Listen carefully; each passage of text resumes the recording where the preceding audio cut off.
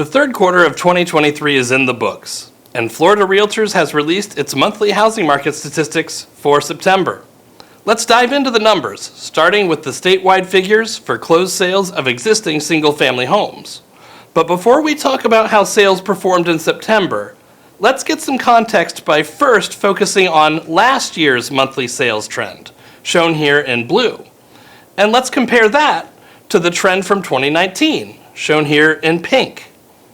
We're comparing to 2019 since that was our last full pre-pandemic year on the books.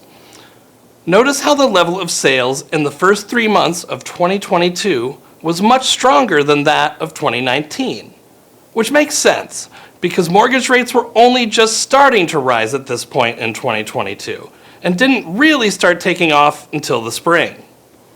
But as you can see, as the year progressed and mortgage rates started rising in earnest, reaching as high as 7% late in the year, 2022's performance in terms of closings was significantly less than that of 2019.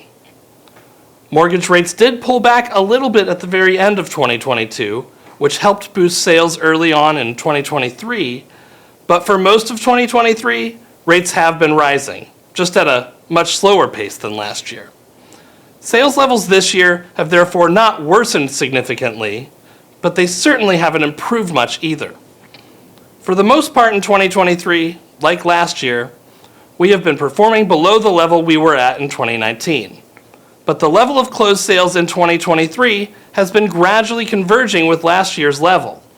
And in September, closed sales of single-family homes were in fact up for the first time this year compared to a year ago, rising by over 6%. Closed sales of townhouses and condos in 2023 have been converging with their 2022 levels as well, but we were still down in September year over year by a fraction of 1%. Now, those are the figures for how many sales closed in September, but we can also look at how many homes went under contract as well. That might give us some clues as to how closings will go over the next couple of months.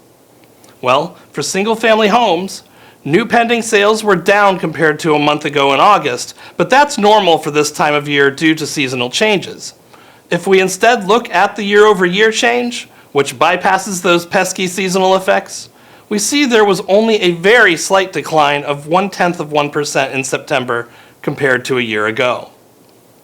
Staying in the single-family home category for the moment, let's also look at the supply side by checking in on new listings in September. New listings have been at their lowest level in several years so far throughout 2023, but you can see that in recent months, the level of new listings has been a little closer to pre-pandemic levels than it was earlier in the year. In fact, new single-family listings in September exceeded the number of new listings in the same month in 2019 for the first time this year. The same is also true if we compare this September's new listings to those of last year, amounting to a year-over-year increase of 8%. With the seasonal decline of new pending sales in September compared to the month before, and the improvement in new listings, we ended up with more active inventory at the end of September than at the beginning of the month. We also currently have a slightly higher inventory of single-family homes than we did a year ago, but note we are still pretty far below the pre-pandemic level of inventory at this time in 2019. Over in the townhouse and condo category, new pending sales were down 0.6% year over year in September. That's similar to what we saw for single-family homes.